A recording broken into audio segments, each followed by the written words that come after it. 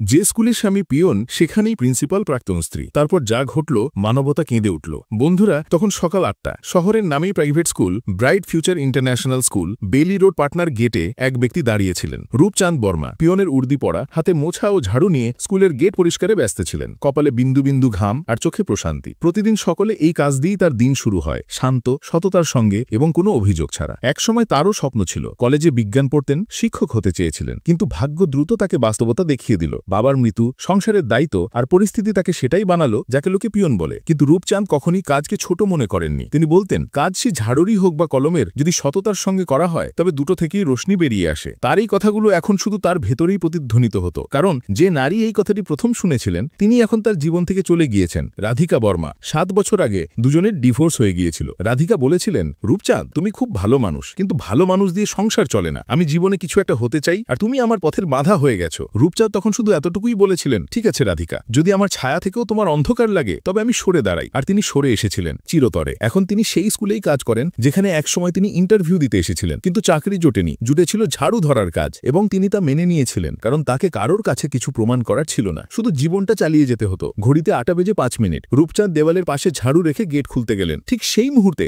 একটি ঝকঝকে কালো এসইউভি স্কুলের বাইরে এসে দাঁড়ালো। ড্রাইভার দ্রুত নেমে পেছনের দরজা খুলল। সেই মুহূর্তটা যেন কোনো সিনেমার দৃশ্য। গাড়ি থেকে নামলেন এক মহিলা, হালকা নীল শাড়ি, গলায় আইডি কার্ড, হাতে ফাইল, মুখে আত্মবিশ্বাস আর চোখে সামান্য ক্লান্তি। রূপচাঁদের হাত থেমে গেল। তিনি তাকে চিনতে পারলেন, রাধিকা। 7 বছর পর সেই একই মুখ, সেই একই তেজ, তবে এখন কপালে প্রিন্সিপালের তকমা। রাধিকা গেটের কাছে পৌঁছলেন। এক মুহূর্তের জন্য তার চোখ রূপচাঁদের উপর স্থির হল। তারপর তিনি চোখ ফিরিয়ে নিলেন। ড্রাইভার বলল, ম্যাডাম, এই নিন আপনার ব্যাগ। রূপচাঁদ ধীরে ধীরে মাথা ঝুঁকিয়ে বললেন, গুড মর্নিং ম্যাডাম। সেই কণ্ঠস্বর, সেই ধরন, যা 7 বছর আগে রোজ সকালে তাকে গুড মর্নিং রাধিকা বলতো। রাধিকার পা এক মুহূর্তের জন্য থামল, কিন্তু তিনি নিজেকে সামনে নিয়ে শুধু বললেন, গুড মর্নিং। তারপর আর কিছু না বলে ভেতরে চলে গেলেন। রূপচাঁদ তার গাড়িকে চলে যেতে দেখলেন, তারপর ঝাড়ু তুলে নিলেন, যেন কিছুই ঘটেনি। কিন্তু ভেতরে তার মন যেন এক পুরনো ক্ষতকে আবার অনুভব করছিল। অফিসে পৌঁছে রাধিকার সহকারী বললেন, ম্যাম, এটা আপনার সিট, আজ থেকে আপনি স্কুলের নতুন প্রিন্সিপাল। রাধিকা হেসে মাথা নাড়লেন, কিন্তু যখন তিনি জানালা দিয়ে বাইরে তাকালেন তখন নিচে মাঠে সেই খাঁকি উর্দি পরা মানুষটিকেই দেখতে পেলেন,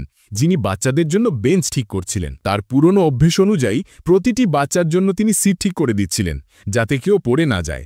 রাধিকা মুহূর্তের জন্য চোখ নামিয়ে নিলেন। স্কুলের সবচেয়ে পুরনো শিক্ষিকা নীলাম ম্যাম অফিসে এলেন এবং বললেন, ম্যাম, আপনি শুনে থাকবেন, আমাদের পুরনো অ্যাটেন্ডেন্ট রূপচাঁদ খুব ভালো মানুষ, স্কুল তাকে ছাড়া অসম্পূর্ণ লাগে। রাধিকা কিছু বললেন না, শুধু হাসার চেষ্টা করলেন, কিন্তু গলায় আটকে থাকা কিছু একটা নাম ছিল না। নীলাম ম্যাম বললেন, কখনো সময় পেলে তার গল্প শুনবেন, আপনার মনে হবে সততা কেমন দেখতে হয়। রাধিকা ফাইলে মাথা নিচু করলেন, যাতে কেউ দেখে ফেলে না যায় যে তার চোখে জল ভরে এসেছে। দুপুরের খাবারের বিরতি পর্যন্ত সব স্বাভাবিক মনে হলো, কিন্তু ভেতরে কোথাও একটা পুরনো সম্পর্ক আবার জেগে উঠল।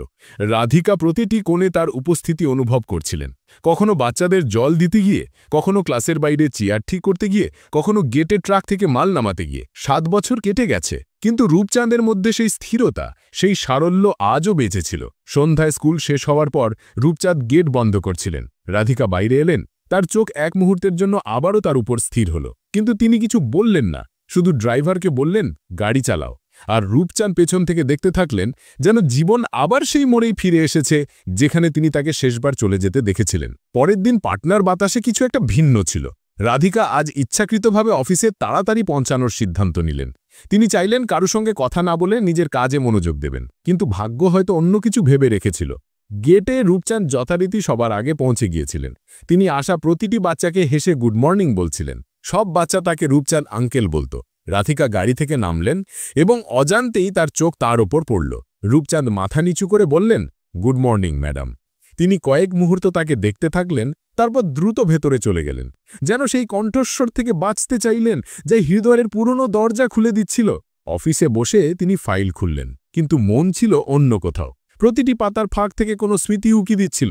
কলেজের দিনগুলো, কোচিংয়ের বাইরে বৃষ্টিতে দাঁড়িয়ে থাকা রূপচাঁদ, যিনি ছাতা না থাকা সত্ত্বেও প্রথমে তাকে রক্ষা করতেন, সেই কণ্ঠস্বর, রাধিকা, ভিজে যেও না, তোমার জ্বর হবে। রাধিকা সশব্দে ফাইল বন্ধ করলেন, যেন অতীতকে আবার বন্ধ করার চেষ্টা করছেন। কিছুক্ষণ পরে নীলাম ম্যাম রুমে এলেন। ম্যাম, আজ অ্যাসেম্বলিতে আপনাকে প্রিন্সিপাল হিসেবে স্বাগত ভাষণ দিতে হবে। রাধিকা হেসে মাথা নাড়লেন, জি ম্যাম, আমি প্রস্তুত। তারপর তিনি বললেন, আর হ্যাঁ, মাইক্রোফোন ইত্যাদি সব রূপচাঁদ সামলাচ্ছেন, তাকে বলবেন কিছু লাগলে যেন নিয়ে আসে। রাধিকার মুখ হালকা কঠিন হয়ে উঠল, ঠিক আছে, আমি দেখব। একটু পরেই দরজায় টোকা পড়ল। রূপচাঁদ দাঁড়িয়েছিলেন। ম্যাডাম, মাইকের তার চেক করতে হবে, ভেতরে আসুন। রাধিকা কিছু বললেন না, শুধু মাথা নাড়লেন। তিনি ঝুঁকে টেবিলের নিচে তার লাগাচ্ছিলেন। তার হাতগুলো পরিপাটিভাবে খুব সাবধানে কাজ করছিল। রাধিকা তাকে দেখছিলেন। একসময় এই হাতগুলোই তাকে স্কুটি থেকে পড়ে গেলে ধরে ফেলত। রূপচাঁদ কাজ শেষ করে বললেন, এখন ঠিক আছে ম্যাডাম। রাধিকা আনুষ্ঠানিক সুরে বললেন, থ্যাংক ইউ, আপনি যেতে পারেন। তিনি মাথা ঝুঁকিয়ে চলে গেলেন, কিন্তু যেতে যেতে ঘরে সেই একই গন্ধ রয়ে গেল, যেন পুরনো দিনের স্মৃতি বাতাসে ভেসে বেড়াচ্ছিল। অ্যাসেম্বলি শুরু হলো। রাধিকা মঞ্চে পৌঁছলেন। পুরো স্টাফ এবং বাচ্চারা সামনে দাঁড়িয়েছিল। তিনি বললেন, এই স্কুলের অংশ হতে পারা আমার কাছে গর্বের বিষয়। আমি চাই এই স্কুল শুধু পড়াশোনার নয়, সংস্কৃতির মন্দির হোক। সবাই হাতালি দিল। নিচে দাঁড়িয়ে থাকা রূপচাঁদ হালকা হাসলেন। রাধিকার চোখ তার উপর পড়ল, কিন্তু তিনি দ্রুত মুখ অন্যদিকে ঘুরিয়ে নিলেন। অ্যাসেম্বলি শেষ হবার পর ডিরেক্টর মিস্টার শেঠি তাকে অফিসে ডাকলেন। রাধিকাজি, আপনার আগমনে স্কুলের ভাবমূর্তি আরো শক্তিশালী হবে। আর হ্যাঁ, রূপচাঁদ আমাদের পুরনো স্টাফ, একটু সাদাসিধে কিন্তু বিশ্বস্ত। রাধিকা মাথা নাড়লেন। জি, আমি দেখেছি। মিস্টার শেঠি হাসলেন। তিনি স্কুলের জন্য অনেক কিছু করেছেন, অনেকবার মাইনে না পেয়েও মাসের পর মাস কাজ করেছেন। রাধিকার হৃদয়ে হালকা ধাক্কা লাগলো। মাইনে না পেয়েও? মিস্টার শেঠি বললেন, গত বছর যখন ফান্ড কম ছিল তিনি তবু রোজ আসতেন, বলতেন স্কুল আমার মন্দির, একে বন্ধ হতে দেব না। এমন মানুষ এখন আর কোথায় পাওয়া যায়? রাধিকা কিছুক্ষণ চুপ রইলেন। তার মনে হলো কেউ যেন তার অহংকারকে আয়নায় দেখিয়ে দিয়েছে। দুপুরে রাধিকা লাঞ্চের জন্য স্টাফ রুমে গেলেন। ঠিক সেই সময় রূপচাঁদ বাচ্চাদের জল দিচ্ছিলেন। তিনি পাশ দিয়ে যাচ্ছিলেন, কিন্তু তার চোখ আবার থেমে গেল। একটি বাচ্চা বলল, রূপচাঁদ আঙ্কেল, আপনিও খান না। রূপচাঁদ হেসে বললেন, বাবা, যে বাইরে দেয় সেই সবচেয়ে বেশি খেয়ে নেয়। রাধিকা তার কথা শুনলেন এবং ধীরে ধীরে পিছন ফিরে গেলেন। তার ভেতরে যেন কোনো পুরনো দরজা খুলে গিয়েছিল, যেখানে তিনি নিজে যেতে চাননি। সন্ধ্যায় যখন স্টাফরা যেতে শুরু করলো, রাধিকার গাড়ি প্রস্তুত ছিল, কিন্তু তিনি গেটের দিকে তাকালেন। রূপচাঁদ তখনও সেখানেই ছিলেন। স্কুলের পুরনো নেমপ্লেটটি ঠিক করছিলেন, যাতে লেখা ছিল, জ্ঞান থেকে বড় কোনো ধন নেই। তার কপালে ঘাম ছিল, কিন্তু মুখে সন্তুষ্টি ছিল। রাধিকা গাড়িতে বসলেন, কিন্তু তার চোখ বারবার আয়নায় তার উপর আটকে যাচ্ছিল। হৃদয়ে একটি আওয়াজ উঠল, আমি কি সত্যই সঠিক করেছিলাম? ড্রাইভার জিজ্ঞাসা করলেন, ম্যাম চলবো? তিনি কয়েক মুহূর্ত চুপ রইলেন, তারপর বললেন, হ্যাঁ চলুন। কিন্তু গাড়ি যেই চলতে শুরু করলো, তার চোখ ভিজে যেতে শুরু করলো। 7 বছর আগে যে মানুষটিকে তিনি ব্যর্থ বলেছিলেন, সে আজও নিজের সারল্যেই জিতছিল। পরের দিন রাধিকা নিজেকে সামলানোর চেষ্টা করলেন। অফিসে ঢোকার সাথে সাথে রূপচাঁদ ফাইলের বান্ডিল তার টেবিলের উপর রাখলেন। ম্যাডাম, এই নতুন নিয়োগের কাগজপত্র। আর রাধিকা ধীরে ধীরে বললেন, রূপচাঁদ। তিনি থেমে গেলেন। তুমি ঠিক আছো? রূপচাঁদ হালকা হাসির সঙ্গে বললেন, হ্যাঁ ম্যাডাম, ঠিক আছি। এখন তো সব ঠিক আছে, জীবনও আর আমিও। রাধিকা কিছু বলতে পারলেন না। তার কণ্ঠস্বর গলায় আটকে গেল। তিনি শুধু তাকে চলে যেতে দেখতে থাকলেন, যেন 7 বছর পর আবার সেই একই প্রশ্ন ফিরে এসেছে, যার উত্তর আজও অসম্পূর্ণ ছিল। সেই রাতে রাধিকা অনেক রাত পর্যন্ত তার ফ্ল্যাটের বারান্দায় বসে রইলেন। সামনে শহরের আলো ঝলমল করছিল, কিন্তু তার ভেতরে ছিল অন্ধকার। কফির কাপ ঠান্ডা হয়ে গিয়েছিল, কিন্তু হৃদয় ছিল অদ্ভুত এক উষ্ণতা। তার মনে বারবার রূপচাঁদের কথা, তার সারল্য এবং সেই হাসিটি মনে পড়ছিল, জীবনও আর আমিও ঠিক আছি। তার মনে এই শব্দগুলোই প্রতিধ্বনিত হচ্ছিল। কখনো ভাবেননি যে একটি সাধারণ উত্তর এত গভীর প্রভাব ফেলতে পারে। পরের দিন স্কুলে উত্তেজনা ছিল। বার্ষিক অনুষ্ঠানের প্রস্তুতি চলছিল জোর কদমে। বাচ্চারা রিহার্সালে ব্যস্ত ছিল, আর পুরো স্টাফ ছোটাছুটি করছিল। রাধিকা মিটিং হলে ছিলেন, কিন্তু তার মনোযোগ বারবার বাইরে যাচ্ছিল, যেখানে রূপচাঁদ মঞ্চের ওয়্যারিং পরীক্ষা করছিলেন। গামছা দিয়ে ঘাম মুছতে মুছতে তিনি বাচ্চাদের দিকে হেসে তাকাচ্ছিলেন। সবাই তাকে রূপচাঁদ আঙ্কেল বলে ডাকছিল, আর তিনি একই স্বচ্ছন্দতায় প্রতিটি বাচ্চাকে সাহায্য করছিলেন। রাধিকা প্রথমবার মনোযোগ দিয়ে দেখলেন যে মানুষটিকে তিনি 7 বছর আগে ব্যর্থ বলেছিলেন, সে আজও তার কাজে সেই একই মর্যাদা বজায় রেখেছে। তিনি ভাবতে লাগলেন, আমি কি ভুল ছিলাম, নাকি শুধু সময় আমাকে শেখায়নি যে বাস্তবতা কেমন হয়? সন্ধে নামতে নামতে স্কুল রঙিন আলোয় ঝলমল করে উঠল। গেটের বাইরে বাবা মায়েদের গাড়ি দাঁড়িয়েছিল। মঞ্চের সামনে চেয়ার ভরে গিয়েছিল। জাতীয় সঙ্গীতের পর বাচ্চাদের অনুষ্ঠান শুরু হলো। স্টেজের পেছনে রূপচাঁদ অনবরত ডিউটিতে ছিলেন। প্রতিটি বাচ্চাকে সাহস যোগাচ্ছিলেন, ভয় পেও না বাবা, শুধু মঞ্চে সাহসের সঙ্গে যেও। রাধিকা নিজের সিটে বসে সব দেখছিলেন। সামনে অনুষ্ঠান চলছিল, কিন্তু তার চোখ বারবার পেছনে ফিরে যাচ্ছিল। রূপচাঁদের ছায়া আজও তাকে বিচলিত করছিল। রাত 8টায় বাচ্চাদের শেষ অনুষ্ঠান ছিল, আমাদের ভারত মহান নামে নাটক। মঞ্চে তেরঙ্গা পর্দা লাগানো ছিল, চারপাশে রঙিন আলো ঝুলছিল। সব ঠিক চলছিল, কিন্তু হঠাৎ একটি হালকা চট আওয়াজ হলো। কেউ ভাবল হয়তো মাইকের আওয়াজ, কিন্তু পরের মুহূর্তেই পর্দার পেছন থেকে ধোঁয়া উঠতে শুরু করল। আগুন, আগুন লেগেছে, কোনো বাচ্চা চিৎকার করে উঠল, এবং দেখতে দেখতে আতঙ্ক ছড়িয়ে পড়ল। বাচ্চারা কাঁদতে শুরু করল। লোকজন উঠে দৌড়াতে লাগল। স্টেজের পেছনে বিদ্যুতের তারে শর্ট সার্কিট হয়েছিল। স্পার্ক থেকে পর্দায় আগুন লেগে গিয়েছিল। রাধিকাও ঘাবড়ে গেলেন। তিনি স্টেজের দিকে দৌড়ে গেলেন, সবাই বাইরে চলো, তাড়াতাড়ি। কিন্তু 3 জন ছোট বাচ্চা এবং রাধিকা নিজে ভেতরেই আটকে গেলেন, কারণ বাইরের রাস্তা ধোঁয়া আর আগুনে ভরে গিয়েছিল। বাচ্চারা ভয় চিৎকার করতে লাগলো, ম্যাম আমাদের বাঁচান। রাধিকা দরজা খোলার চেষ্টা করলেন, কিন্তু দরজা ভিতর থেকে ফেটে গিয়েছিল। ধোঁয়া বাড়তে লাগলো। শ্বাস নেওয়া কঠিন। বাইরে লোকজন চিৎকার করছিল, কেউ বলল ভেতরে বাচ্চা আটকে আছে। ঠিক তখনই রূপচাঁদ দৌড়ে এলেন। নীলম ম্যাম তাকে থামালেন। রূপচাঁদ, ভেতরে যেও না, আগুন ছড়িয়ে পড়েছে। কিন্তু রূপচাঁদ কিছু না বলে ধোঁয়ার মধ্যে ঢুকে গেলেন। ভেতরে এত ধোঁয়া ছিল যে কিছু দেখা যাচ্ছিল না। রূপচাঁদ মুখে রুমাল বাঁধলেন এবং আওয়াজ দিলেন, রাধিকাজি, বাচ্চারা কোথায়? রাধিকা কাঁপতে কাঁপতে বললেন, এখানে স্টেজের কাছে। তিনি টোল ছিলেন, কিন্তু বাচ্চাদের নিজের পেছনে লুকিয়ে রেখেছিলেন। রূপচাঁদ পৌঁছলেন এবং একটি একটি করে বাচ্চাকে কোলে তুলে নিতে শুরু করলেন। একটি বাচ্চাকে তিনি বাইরে পর্যন্ত পৌঁছে দিলেন, তারপর আবার ভেতরে দৌড়ালেন। দ্বিতীয় বাচ্চাটিকেও বাঁচালেন। এখন শুধু রাধিকা বাকি ছিলেন। তিনি দুর্বল হয়ে পড়েছিলেন। কাশতে কাশতে শ্বাস ভেঙে যাচ্ছিল। রূপচাঁদ তার হাত ধরলেন, সেই হাত যা তিনি 7 বছর আগে ছেড়ে এসেছিলেন। তিনি ঝুঁকি বললেন, ভয় পাবেন না, আমি আছি তো। রাধিকাও ভিজে চোখে তার হাত ধরলেন। সেই মুহূর্তে যেন সময় থেমে গেল। তিনি তাকে নিজের বাহুতে তুলে নিয়ে বাইরের দিকে দৌড়ালেন। ধোঁয়ায় তার মুখ কালো হয়ে গিয়েছিল, কিন্তু তার চোখে সেই একই জেদ ছিল, যতক্ষণ না একে বাঁচাচ্ছি আমি থামব না। লোকেরা দরজা খুলে রূপচাঁদকে বাইরে নিয়ে এলো। রাধিকা তার বাহুতে ছিলেন। চারপাশে ভিড় জমে গেল। বাচ্চারা সুরক্ষিত ছিল, কিন্তু রূপচাঁদের হাত এবং মুখ পুড়ে গিয়েছিল। তিনি হাঁটু গেড়ে বসে পড়লেন, কিন্তু হাসলেন, সব ঠিক আছে, সবাই সুরক্ষিত। রাধিকা ধীরে ধীরে চোখ খুললেন।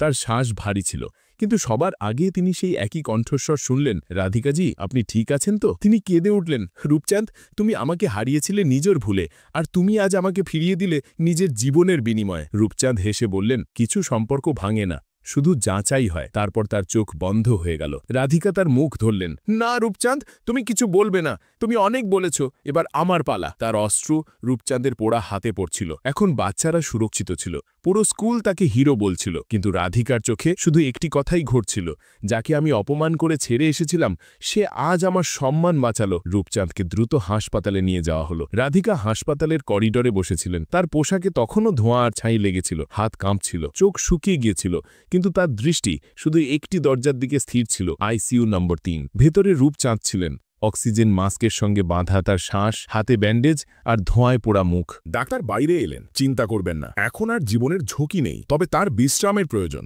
রাধিকা মাথা নিচু করলেন, যেন কেউ তার সবচেয়ে বড় শাস্তি ক্ষমা করে দিয়েছে। পরের দিন সকালে রূপচাঁদের চোখ খুলল। তিনি চারদিকে দেখছিলেন, মেশিনের আওয়াজ, দেওয়ালের শুভ্রতা এবং পাশে চেয়ারে বসা রাধিকা। তার চুল খোলা ছিল, মুখ ক্লান্ত, কিন্তু চোখে শান্তি ছিল, সেই শান্তি যা কোনো অনুতাপের পরে পাওয়া যায়। রূপচাঁদ হালকা আওয়াজে বললেন, আপনি সারা রাত এখানেই ছিলেন? রাধিকা ধীর স্বরে বললেন, হ্যাঁ, অন্য কোথাও যাবই বা কি করে। কিছুক্ষণ দুজনের মধ্যে নীরবতা বিরাজ করল। তারপর রাধিকা বললেন, রূপচাঁদ, আমি অনেক কিছু হারিয়েছি, কিন্তু আজ অনুভব করলাম আসল হার সেটা নয় যা অন্যের কাছ থেকে আসে, বরং তা যা নিজের থেকে হয়, আর আমি নিজের কাছে হেরেছিলাম। রূপচাঁদ হাসলেন, হার জিত তো ছাড়ো রাধিকা, জীবন তো শুধু শেখার নাম। কখনো তুমি আমাকে ছেড়েছিলে, আজ জীবন আমাকে আবার তোমার কাছে নিয়ে এসেছে। রাধিকার চোখের পাটায় জল জমল। যদি সময় পিছনে যেতে পারত, তবে হয়তো আমি সবকিছু অন্যভাবে করতাম। রূপচাঁদ মাথা নাড়লেন, না, সময় সেটাই করে যা সঠিক হয়। তুমি যদি আমাকে তখন না ছাড়তে, তবে হয়তো আমি কখনো নিজেকে বুঝতে পারতাম না। দিন কাটতে লাগলো। রূপচাঁদ ধীরে ধীরে সুস্থ হতে শুরু করলেন এবং স্কুলে তার নামেই সম্মাননা অনুষ্ঠানের আয়োজন করা হলো। মঞ্চে তাকে ব্রাইট ফিউচার হিরো অ্যাওয়ার্ড দেওয়া হলো। বাচ্চারা ফুল ছিটিয়ে দিল,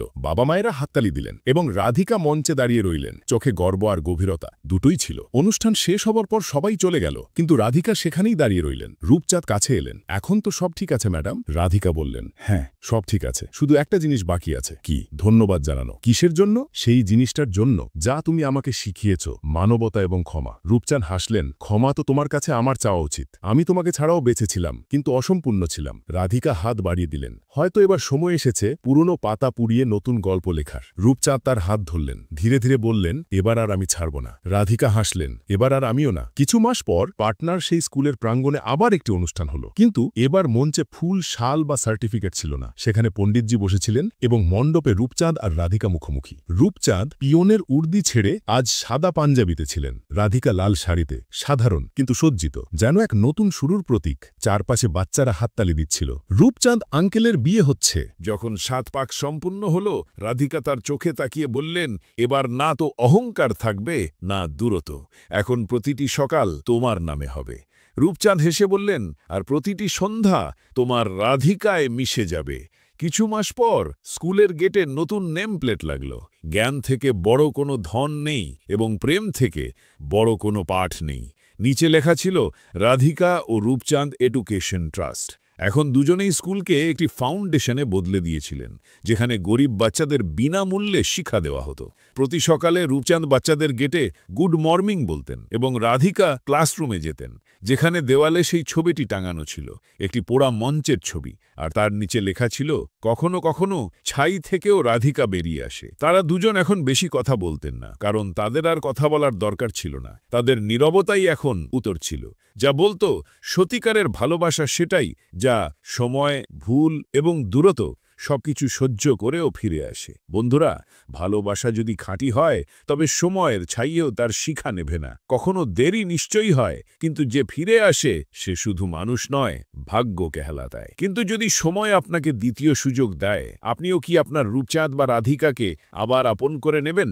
মন্তব্যে অবশ্যই লিখুন। আর যদি এই গল্পটি আপনার মন ছুঁয়ে যায় তবে ভিডিওটি লাইক করুন, শেয়ার করুন